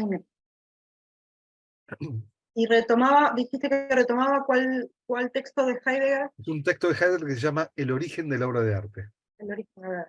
Sí, digamos, cuando vos lees Heidegger, Heidegger es un autor muy complejo, muy técnico, que, digamos, siempre, digamos, uno tiene una especie de tipo como de desazón cuando lo lee. Gadamer no tiene ese estilo. Gadamer es un autor que evita cualquier tipo de tecnicismo, con lo cual siempre es mucho más placentero y amable para leer, digamos. Por eso habla en esta terminología, pero el presupuesto último es esta referencia al origen de la obra de arte.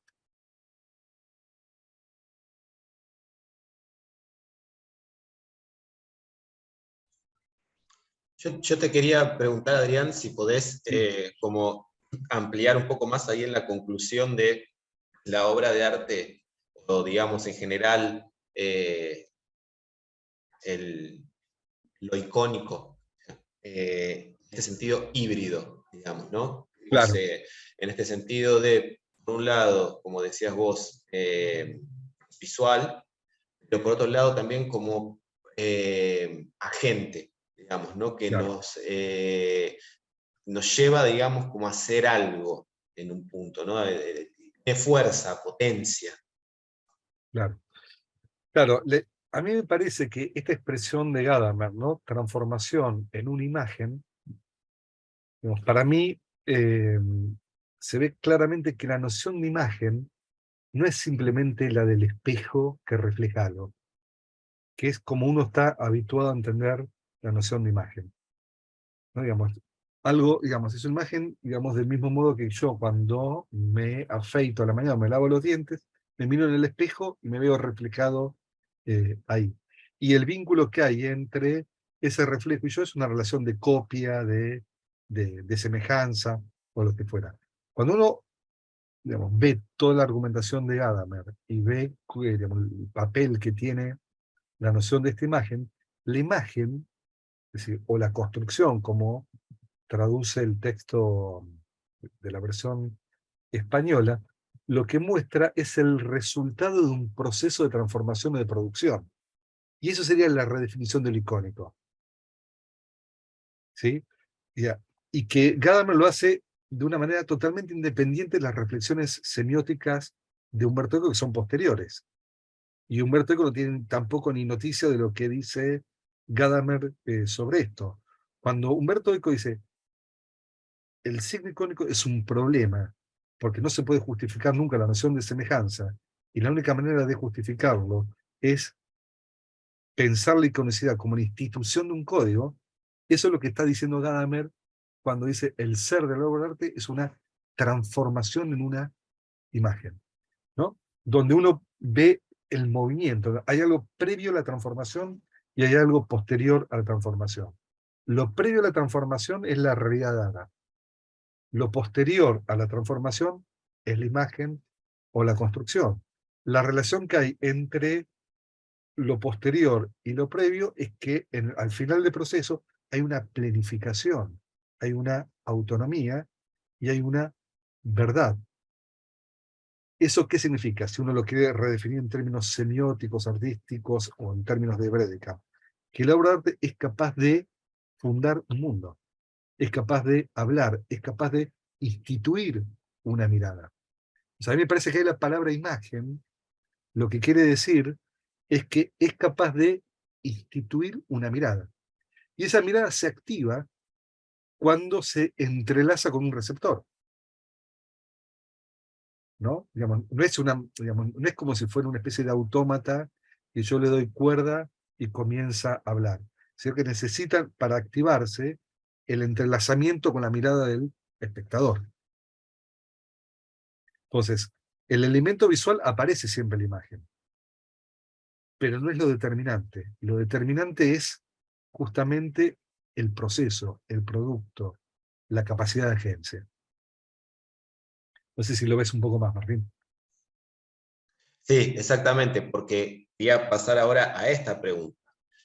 Dale. Sí, como dice Bredekamp, y vos lo dijiste ahí cuando lo tratabas, nuestro mundo es un mundo dominado por las imágenes, y si estas imágenes son autónomas en un punto, ¿no? Tienen esa propiedad, digamos, estamos en otro paradigma ahora donde pensamos justamente en esta autonomía de lo icónico y en su agencia. ¿Qué pasa con el ser humano entonces en un mundo dominado por estas imágenes autónomas que crean agencia? Y te pongo este ejemplo que es muy interesante, bien, un ejemplo español. El fin de semana pasado en España, en las elecciones en las distintas regiones autónomas españolas, ganó la derecha española. Sí, Ahora, sí, la derecha española ganó con imágenes que remitían en última instancia a el discurso viejo, rancio, fascista, franquista, sí. básicamente. Digo, el gobierno de Pedro Sánchez era un gobierno de coalición, bajo la inflación, sacó un montón de leyes muy progresivas. Digamos, hizo una buena gestión, digamos. Eso está fuera de duda, digamos. Ahora, la derecha española ganó apelando, sobre todo recursos icónicos, apelando, digamos, a este vínculo medio latente que los españoles tienen todavía un poco con su pasado, digamos, ¿no? Bueno, y que Pedro Sánchez y la izquierda española es desintegradora, va a, no sé, bueno, todo un discurso, digamos, de ese estilo. Pero apeló sobre todo por ejemplo, imágenes, póster, llamémoslo, estos iconos, por ejemplo, manos con sangre, porque lo que decían es que Pedro Sánchez estaba, digamos, ligado a los etarras, ¿no? A ETA, por ejemplo. Entonces, reactiva, digamos, en un punto como esos sentidos. Bueno, digamos, pongo ese ejemplo porque me llamó la atención verlo este fin de semana, pero la pregunta en general es, bueno, ¿qué pasa entonces en un mundo que estamos rodeados de estos entes autónomos que justamente son productores de mundo, agentes de sentido o de verdad? Mira, yo creo, digamos, es decir, cómo orientarse en ese mundo, sería un poco la pregunta. Mm. Digamos, yo estoy muy de acuerdo con una estrategia que había propuesto también Humberto Eco en un texto que se llama Para una guerrilla semiológica, ¿no? Eh, que, que transformando el tema de la imagen sería lo siguiente. La imagen produce sentido, o habla, o, digamos, despliega su poder, siempre en el entrelazamiento con la mirada del otro. ¿Sí? Digamos, es siempre la interacción entre un espectador y la imagen donde se da el entre, donde produce sentido. Ahora, ¿cómo orientarse en esa proliferación de multiplicación de sentidos y cómo evaluar normativamente, ¿no? Esos sentidos que producen, sobre todo en casos tan tremendos como el que estás contando vos de las elecciones pasadas digamos, de España? Bueno, yo creo que a ver, cuanto mayor y más refinado y más agudo sea el acervo de lecturas y de códigos que posee el receptor, tanto mayor defensas y tanto mayor riqueza va a tener en la interpretación de esos códigos o de esos mensajes de tipo icónico, ¿no? En ese sentido, yo creo, digamos, que digamos, la única manera de, un poco de orientarse y no perderse en ese especie tipo de murmullo que están generando en el mundo de las imágenes es la formación, básicamente. Porque vieron que en uno de estos manifiestos que se publicaron digamos, para detener la inteligencia artificial, uno de los que firmó fue Yuval Harari, ¿no? El que escribió eh, este libro que se llama Homo Deus. Un poco el reclamo que hacía Harari era el siguiente, dice, bueno, hoy los algoritmos son capaces de hablar y son capaces de producir textos mucho más complejos y de forma mucho más rápida que los humanos. Si los algoritmos hacen cargo del lenguaje, se acaba la civilización. Eso vos lo puedes interpretar de una manera maximalista al estilo Terminator, o de una manera un poco más, menos, no tan maximalista, que sería la siguiente. ¿Qué sucedería si nosotros le cedemos a los algoritmos toda nuestra capacidad lingüística? Si vos cuando tenés que presentar, por ejemplo, tenés que hacer una clase para dar en la universidad, y si, bueno, mira, no tengo tiempo, le tiro 3, 4 instructivos al algoritmo y te prepara la clase. Y te va a poner una clase estándar. Bien, ¿qué sucede si vos cuando tenés que escribir una carta de presentación para un trabajo, en vez de escribirla vos, digamos, la haces con el algoritmo? Si uno cede la producción textual y la producción de mensajes a un algoritmo, ahí evidentemente sí estamos frente a una catástrofe. Porque, digamos, si eso vos lo medís en términos de muchos años, muchas décadas, digamos, va a producir claramente un debilitamiento de los códigos de recepción. Entonces, cuando yo digo que, digamos, ¿cómo te orientás frente a esta proliferación de agencias de imágenes que bajan mensajes eh, totalmente, digamos, terribles? Bueno, me parece que una manera de posicionarse es justamente ampliando la riqueza de los códigos de recepción. ¿Sí? Es una de las estrategias. Eso es lo que llamaba Humberto Eco la guerrilla semiológica. Él dice, bueno, en vez de trabajar sobre el emisor, trabajemos sobre el receptor. Démosle a través de la educación primaria, secundaria, universitaria, etcétera, formemos lectores, formemos, digamos, lectores exigentes y, digamos, las capacidades manipuladoras de estas imágenes, digamos, se reducen notablemente. No desaparecen, pero se reducen notablemente. A mí me parece, para mí vendría por ese lado. Yo tengo una pregunta, Adrián. Sí, Eh, Porque un poco entiendo que, bueno, particularmente sobre Bredekamp, yo no lo conocía, sí, habla mucho sobre de esta fuerza, esta potencia de la imagen, pero como ente autónomo, ¿no? sí. Como una fuerza autónoma. Yo me preguntaba un poco, entonces, ¿dónde entra ahí? Y pienso particularmente, por ejemplo, en la imagen de archivo, ¿no? Eh, la idea de operación de imágenes, ¿no? O sea, eh, cómo, cómo dialoga esa potencia autónoma de la imagen con las operaciones que se pueden hacer de ellas, ¿no? Pienso particularmente en el cine o aquellas disciplinas que tal vez trabajan con imágenes en plural, ¿no?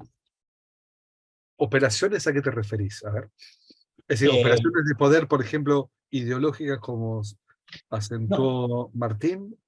no necesariamente, sino el poner en diálogo diferentes tipos de imágenes. La Ah, noción de bueno, ahí, montaje, por claro, ejemplo. claro, sí, sí. Ahí lo que tenés es polifonía, ¿no? Digamos, no es que hay una única voz, tenés múltiples voces que hablan. No sé si te referís a eso. Sí, ahí, o sea, lo que trato de pensar es que hay tal vez una suerte de creación de sentido que excede a esa autonomía de la imagen. O sea, la imagen ya no deja de ser, no deja de hablar por sí sola, sino que es a través de la operación que de repente puede empezar a tener cuerpo. Que nunca, digamos, cuando yo, digamos, acentué el tema este de la autonomía, pensalo siempre que, es decir, no lo pienses como si fuera una especie de tipo de, a ver, de aparato que habla por sí mismo, sino que siempre se da en la interrelación con otra cosa. Mm. Te pongo el siguiente ejemplo. Nosotros que hablamos de manera autónoma, esa manera autónoma de hablar, ¿la logramos por sí mismos? Mm. ¿Qué les parece? No, que no. No, digamos, Mm. nosotros la logramos en comunidad, Mm. es decir, en el diálogo con nuestra madre, con nuestros padres, en el diálogo, digamos, familiar. De hecho, digamos, en determinado momento del desarrollo humano, si ese chico en desarrollo no está en comunidad, pierde la capacidad lingüística y nunca la adquiere. Mm. Con lo cual, la capacidad lingüística humana se da siempre en la interrelación. Del mismo modo sucede con los artefactos, las imágenes, etcétera. Tienen que estar en relación con otras cosas, Mm. ¿sí? Es decir, tienen que estar, digamos, tienen que estar en una situación de operatividad, como lo llamás vos. Perfecto, gracias. Y aprovecho y te pregunto, no para sobreabundar, pero si podés retomar un poco sobre estas conclusiones que hace porque en un momento dijiste como que había una con la que no acordabas tanto y otra que sí. Claro, lo que yo, digamos, sí, lo que no estoy, digamos, de acuerdo es con la lectura que hace de la onomatopeya, ¿no? Digamos, es decir, una onomatopeya, según la lectura que hace él, tiene una referencia icónica.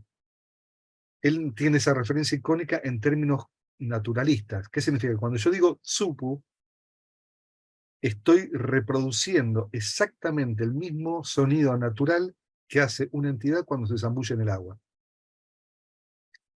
Y en realidad las onomatopeyas, digamos, tienen un bajo poder de iconicidad, porque cuando vos comparas onomatopeyas en distintos ambientes culturales, son distintas para la misma cosa.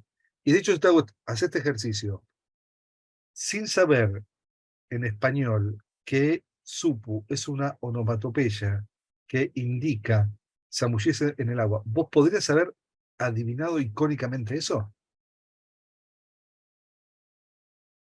No, a priori creo que no. No, no. Digamos, Con dice que sí, yo creo que no, creo que, digamos, que me parece que es un mal argumento. Entonces yo creo que ese aspecto del análisis, digamos, del carácter icónico de la onomatopeya me parece que es el más flojo de todos. Obviamente que no echa por tierra su teoría, ¿no? Ni mucho menos, pero me parece que habría que revisarlo, ¿no?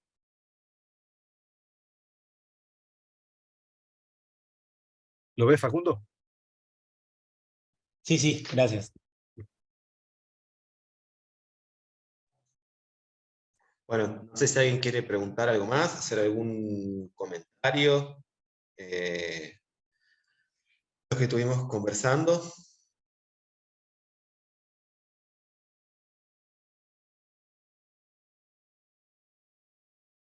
Te iba a preguntar si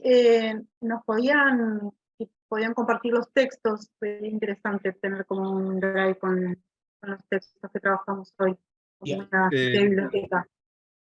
Sí, yo los tengo en PDF, se los paso a Martín y Genial. Martín se los hace llegar a ustedes, ¿les parece? Sí, yo se los hago llegar los textos con el enlace para que puedan bajar el video. También digo, para bajar la grabación Buenísimo. Genial.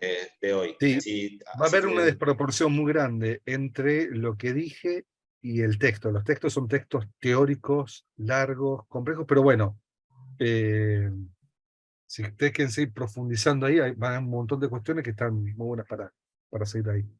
Sí, digo, son 4 autores, como me parece, como cada uno, imagino, elegirá por ahí con el que tiene mayor Claro, afinidad lectiva y podrá después trabajarlo quizás un poco más en profundidad. Pero bueno, la idea era presentarles, digamos, como una serie de autores que están trabajando dentro de este paradigma, o digamos, esta suerte de otro paradigma en relación a la cuestión de nuestro vínculo con las imágenes, bueno, etcétera, y todo lo que discutimos.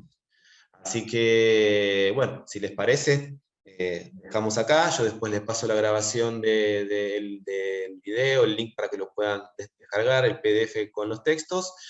Y nos vemos la próxima, en los próximos dos encuentros que son con Javier Trimboli, historia más relacionados con historia argentina y algunas cuestiones que le pedimos a Javier que traiga por los 40 años de democracia. ¿Está bien? Bueno, gente, gracias, les agradezco un montón, nos estamos viendo, gracias Adrián, no, por como favor. Muchas siempre. gracias por las preguntas, por la atención que tuvieron. La verdad que estuvo muy bueno. Bueno, les mando un gran Gracias. abrazo, gracias a todos, todas, nos estamos viendo. Hasta Adiós, luego. Adiós. chao.